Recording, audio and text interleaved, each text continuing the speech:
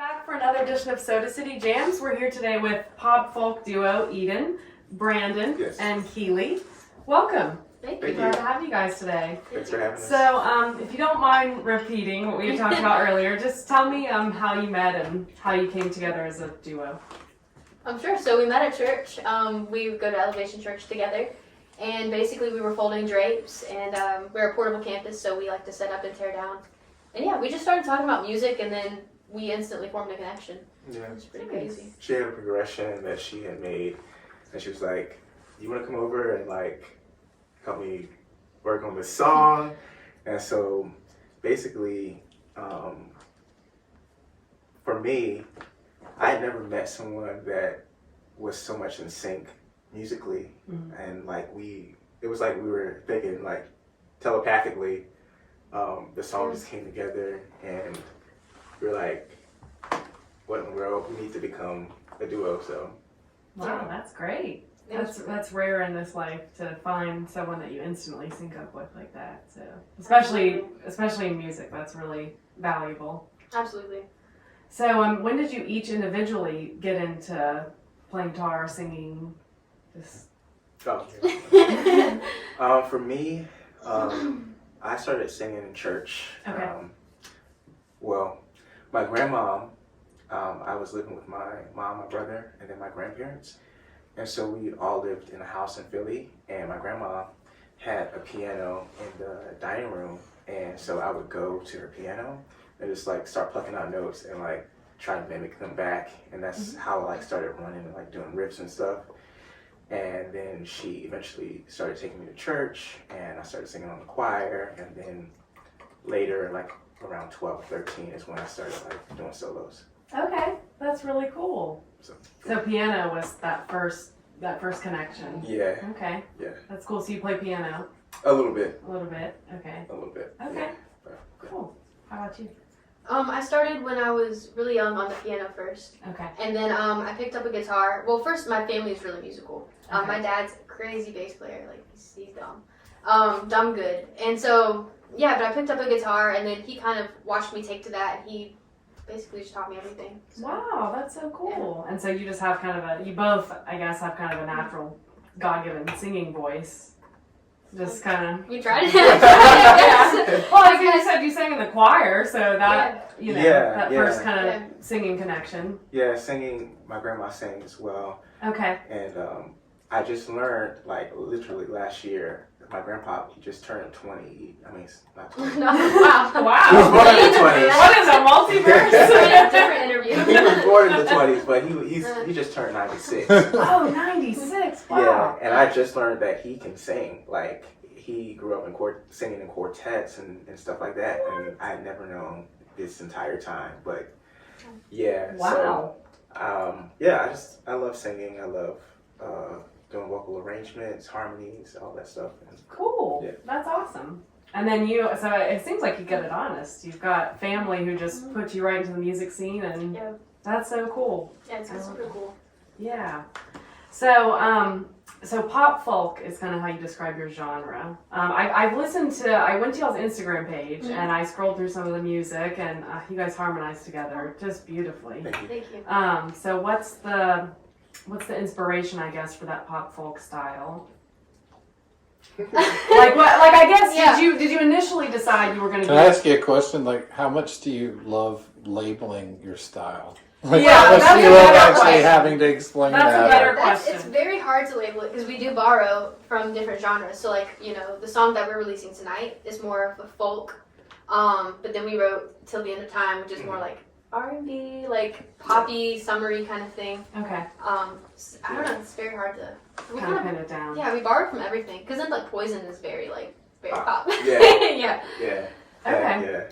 I was curious. That's a better question. What he asked is, I saw pop folk, and I just wondered exactly not what it was, but more so I don't know. I know it's hard to pin down the genre, especially if you have different inspirations and different directions. Like, you don't want to be limited to one direction you can go. So I can understand that. That's very true. So we kind of coined it like cinematic pop folk, like. Okay, cinematic. And I've seen some of y'all's photos, and I can tell that cinematic quality is there. Yeah, it's like we don't mean to do it, but it just comes out that way. It works. And because we have very different like styles musically, individually, I think that somehow it just works together as well. Okay. So do you have a like photographer that you use for most of your photos? Well, he's actually, shameless plug, but he's actually like a really dope photographer. Oh, cool. Yeah, she is too. No, So, but no, stop.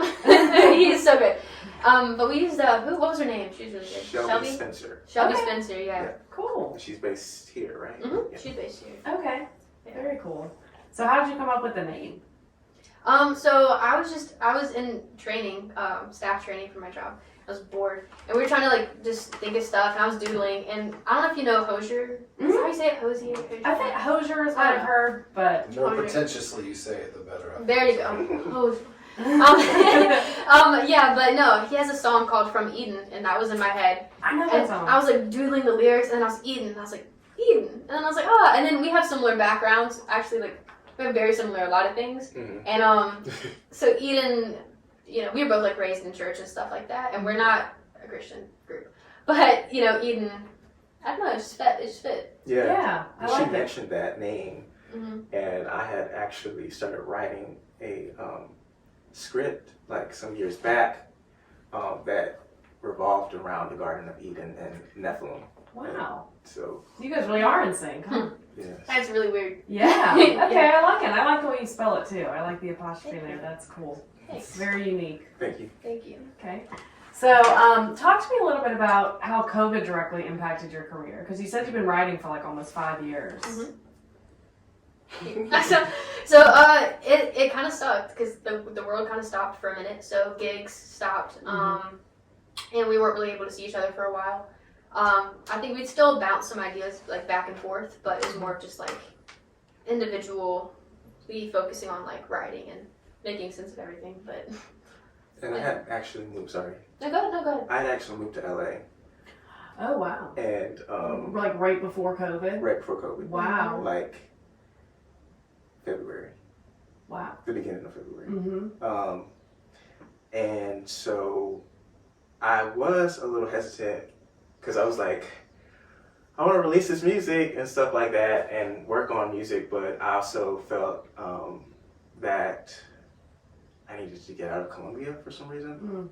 Oh, I I understand. feel that right now. Yeah, I get it. Yeah. And then I started like going around in LA, and I auditioned to do some background vocals, and then that same week is when lockdown happened. So you got stuck in LA, basically. No, actually, me and my cousin drove all the way back to South Carolina before lockdown really went into lockdown. Wow.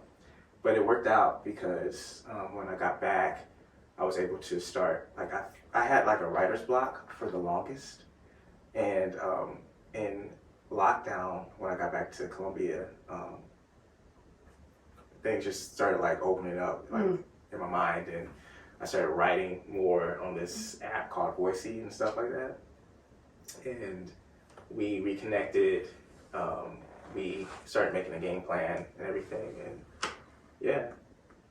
So plans were brewing during COVID. Yeah. And okay, well that's great. That's kind of what we've heard from several musicians we've talked to actually, is that COVID caused their creativity to blossom in many different ways because they were stuck in the house and or their jobs transitioned to remote, so they had so much more free time on their hands. And so like obviously gigs stopped for almost everybody, but then most musicians we've talked to have kind of on the other side of the coin told us that even though they weren't doing gigs, they were writing, they were producing, they were learning, like all different kinds of ways that their musical career blossomed over COVID while they were stuck in the house. So I think that's really cool. I have a question, you know, going back to kind of how we all snickered talking about wanting to leave Columbia or needing to. Right on the Soda City Jam space. Like, Oh yeah. but I think this is a Hold on. this is a fair question, you know, because I've thought about this many times as well, being a songwriter that's from here. You know, what are the things you get from Columbia as a songwriter that you can't get anywhere else, you know? There's a certain level of, like, southernness, but, you know, like, there are things here that make me angry Yeah. in a way that I couldn't get angry in Boston. You You're know, right. so I don't know. I'm always kind of fascinated by thinking about that. That's an excellent question. Yeah, it's like you go away, but you still even it's like sucking it back from the source when you come through. You know. Yeah. Yeah. Being in Columbia will inspire you in those ways. Yeah. Because again, I don't want to hate on Columbia. Like it's No. home, No, not at all. but I mean, it's home. It'll always be home, and so I can draw like good inspiration from that. Because like the nostalgia of home, growing up here, being here. The South has a lot of great elements to it. Sweet tea's wonderful. But then Bojangles, man. Bowberry biscuits. Oh, Oh God! Like, Don't even get me started. It's not a horrible place. I love it in one Yeah. sense, but in the other sense, I don't feel personally like I align with a lot of the mentalities that are here, and Yeah. so I can also draw from that inspiration with music as well because I just see a lot and hear a lot that like grieves me. You know what I mean? And That's people why I are kind of joke because I always felt like Yeah. I have something to write about because I am Mhm. so angry. It's so many Yeah, things I you see don't have around to here. be angry. Yeah, if I went somewhere that was like Hawaii, I might never write another song because I might be too happy. No. Sitting on the beach all Man. day or something, you know. When I go near like retirement and our songs are slowing down, maybe we can go to Hawaii. And That's right. Oh, Yeah. my gosh, that'd be perfect. That would be great for the cinematic quality too. Yeah. It's Oh, so man. beautiful out there. just happy songs all the time. That's right. Yeah. I'll go out. No, me too. I'm ready. If you want to go now. I'm scared. I also went to LA because I felt like I couldn't fully be myself Yeah. here. Mm. Like, a lot of people do it from church and stuff like that, and then family and. So you wanted no eyes on you, just total freedom for a little while, basically. Yeah, I wanted to be able to freely like explore myself and like what I wanted, and without feeling confined and feeling like I Or couldn't do judged. that. Yeah. You know? I Yeah. totally get that. Watched, yeah, I guess yeah. when I was saying the thing about Columbia, like, no, I don't hate Columbia. It's just that when you said you needed to get out of here for a minute, I get that. Yeah. I think everybody needs. I think that at some everybody point. does. Yeah, Yeah, I it's can't nice imagine to anybody not. just get out of your routine and just kind of see something different for a minute. I mean, I think everybody needs that, whether they realize it or not. They do. So I just kind of understood exactly what you meant. Yeah. So I get that. So can we talk about the single dropping? Yes. Okay. So you got a single dropping tonight at midnight, and it's Yeah. called Innocence. Yes. Which I guess by the time people see this, it will not be at Well, midnight. that's you know, true. but- By the That's time true. people see this, But we are still excited that it's wow. happening. It dropped. That's true. Well, that's really exciting. Yes. So this is talk to you about what kind of feeling. We should film like a little. We can edit this part out in a second. We should film a little one real quick and just post it tonight as like a preview for Oh, the interview. Yeah. That'd You be guys that can okay? say that your thing is Yeah, dropping absolutely. tonight. Yeah. Yeah. And we'll do that in a minute whenever you want to. We'll stop this one and just do that for a little thing. So how are we feeling about the single? I'm Sorry, excited. I have these ideas. No, it's cool. It's Yeah. a great idea. Yeah. We're freaking pumped. Yeah. It's surreal. Even like when we did again the video screening a couple days ago, like that was surreal because we worked really hard on the song and really hard on the video aspect. And got like no sleep during the set at all. And yeah, just to see like our vision and stuff like executed so well, like to have it in our heads and then to see it like tangibly, like oh my god, Mhm. it's just cool. So I'm so excited about this release. The process has been very long, but well worth it. We What was started- the long part? So we started a year ago. Well, started recording Yeah. Innocence. We wrote it in 2019, but we started recording it last year. And so we kind of held off in all the production aspect because we wanted to make sure that all the different elements musically resonated with us. And so we wanted just not to rush things and take our time. Okay. It'll be so nice to have, like you said, when you worked really hard, it's been in the works for several years, so it'll be so nice to have this tangible thing that's out like that. It's like your baby, you It worked is. so hard on it, and Mm-hmm. now it'll be out there. And is it nerve-wracking at all? Like, Yeah. Yeah. I'm more excited than nervous at this point, but it still is nerve-wracking because it's vulnerable. Anything that you Absolutely. create and you release is vulnerable because it's an extension of you. So it's not like a cover song where y'all can be like, ooh, you know, hey Katy Perry. Like no, it's like it's Right. yeah. And I'm more type A, like when it comes to like Yeah. like organizing things, and so the process was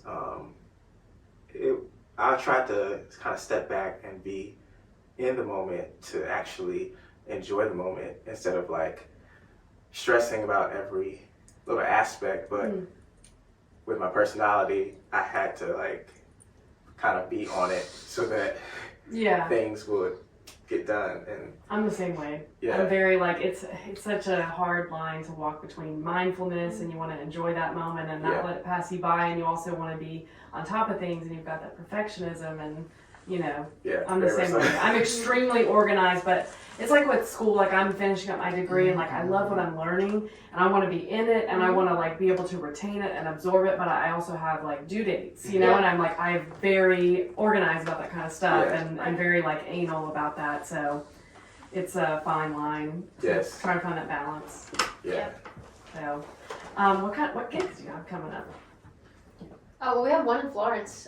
We've kind of chilled with that since we've been focusing on Innocence and the song and everything. But we have one at Southern Hops in Florence. I don't know the exact date. August something. I believe it's August 18th. I think you're right. Maybe. Something like that. Yeah. Cool. Yeah. Okay, and then when the song releases, are you gonna try to push like trying to get a local gig and play that live, and For sure. Yes. where do you like to play around here? Where would we play last time? It was Main Course. We played there. I like that place a lot. Yeah.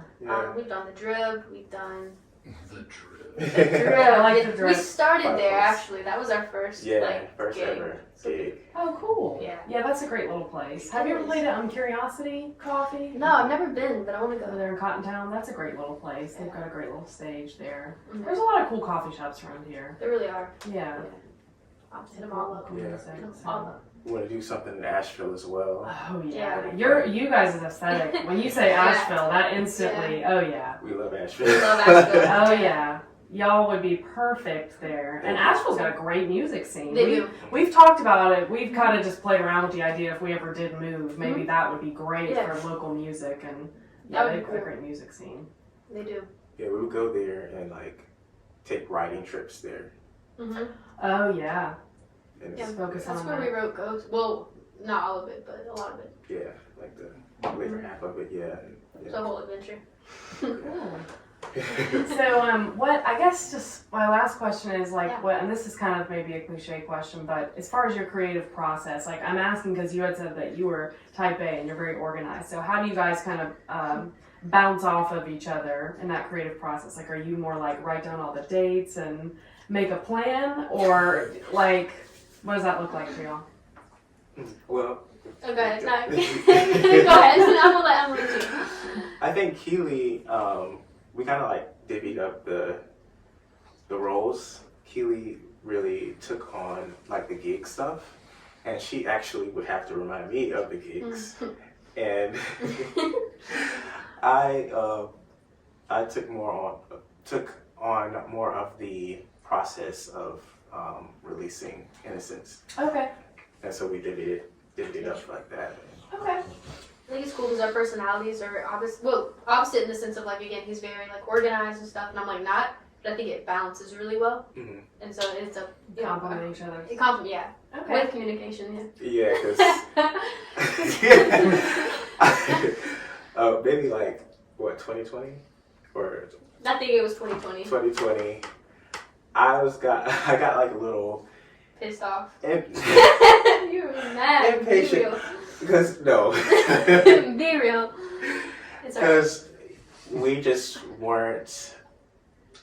Things weren't aligning time wise, and so like we kept pushing things back and like. Cause like we were just coming from two different places. Cause like at that point I wasn't really in a hurry. Cause I was like a song sometimes needs to evolve, and you don't want to push it too early because you know if you get it this far and then you sit on it in 3 months, you really might hear like all of these things, or it might go another direction.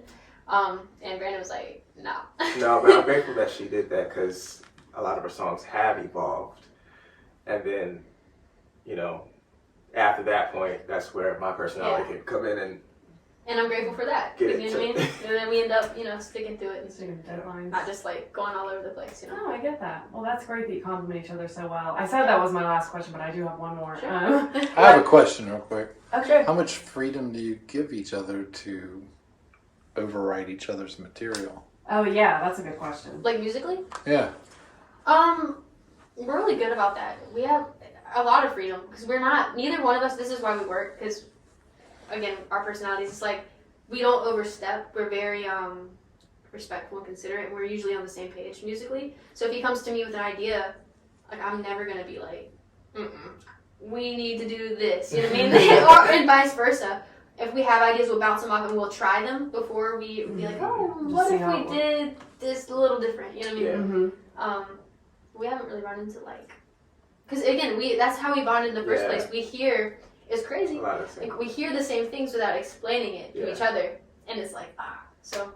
That's great. Yeah. That's really fortunate. Yeah, it's just weird. Yeah. Yeah, So it's like an open table for ideas. So either one of you will, we'll just give this a shot. We'll see how it goes. And And if one person's not comfortable with something, we're pretty good about respecting. It sounds like you can. It sounds like you have that intuition to know. Like if one of you is uncomfortable, it almost seems like the other one can pick up on that pretty quickly because you have such good chemistry. So yeah, we actually Or you need someone to cut. That's why it's cool because we're open, right? Yeah. Well, I was gonna say you need someone also that can just cut through and be like, no, that's a horrible idea. Yeah. But you need to be able to trust them to to even say that. So we trust each other on that level, but our delivery would never be that. Yeah. You know what I mean? And I don't think I don't think any of your ideas have sucked. Neither have yours, so. Well, no, and I don't mean that anybody should say like that's a horrible idea. That's how unless it was genuinely a horrible But it idea. is like that. It's important to. But yeah, you need somebody to tell the truth about. If you did have to say that something somebody thought was good wasn't as good as they thought it was, you need to know that person's not just saying it like. Oh yeah, that's a good because thing. we have that trust now. Yeah, you know what I mean? exactly. So even earlier when we got in or whatever, it was like we understand. I know the place that you're coming from. I know you as a person. I know you're not trying to be. You're not fighting just to fight. Yeah, it's no malicious intent. Yes. Right. That's very important too. Absolutely. Because that's just trust. Yeah. To be able to have that trust that you're coming from a good place and an honest place, and that's really vital. I mean, that's why a lot of bands fall apart because they don't have that. Right. So. True. Well, and if you're going to work with somebody, it should elevate both of you. Right. And you should enjoy it to some degree. Because otherwise, what's the point? Yeah. You can drive yourself crazy. Yeah, for real. Yeah. So I guess this conversation has kind of answered my question that I've been asking a lot of, specifically a lot of duos, I guess, and bands too, is the most important traits in a musical companion. And I guess we've kind of already established here, trust, communication, openness. So anything else you want to add to that about what are some of the most important traits you find in each other as far as musical cohesiveness? I guess is the word. About that. Musical chemistry. Yeah. Open-mindedness, experimentation, being willing to not get it locked inside of a box. You know what I mean? I think too, though, the most important thing is the heart of the person that you're working with and the intention. So we just want to have fun. Yeah. And we also, it's not just about fun, but we both are very connected in the sense that we want to touch people and we want to say something. We don't want to just say nothing. And I think that's a big deal. And we're not self-centered, Yeah, we're not trying to, I don't know, be that, Yeah, we're genuinely are, friends and care for each other, so, There's meaning to what you produce. Yeah. Okay, that's really beautiful. I like the way you put that. So it's we've been kind of working on a compilation here is what are the most important traits in musical companion? And the funny thing is everybody has pretty much said the same thing in their own way, communication, kindness, trust, you know. So it's I like all that, and then how you said experimentation is that's a great one. So I think that might be the first time we've heard that one. So I'm sure that obviously resonates with a lot of people, but I love hearing people's answer to that question because it always ends up being kind of the same thing, which is great. It's every musician in the area has this opinion that has kind of this same outlook, I guess, on what's important in a musical companion. So I think that's really beautiful how it all kind of, it's very cohesive in what people have to say. Yeah. Well, thank you so much for being here today. Thank you. So, Thanks for having us. Yeah, it's so good to get to know you guys, and we're really looking forward to your single. Thank you. Thank you. You're a great Super interview. excited. Oh, thank Yeah, you you really so are, much. man. Thanks. Awesome. Aw. Oh, thanks for jamming with us. Yeah. Yeah. I was Anytime. gonna say that.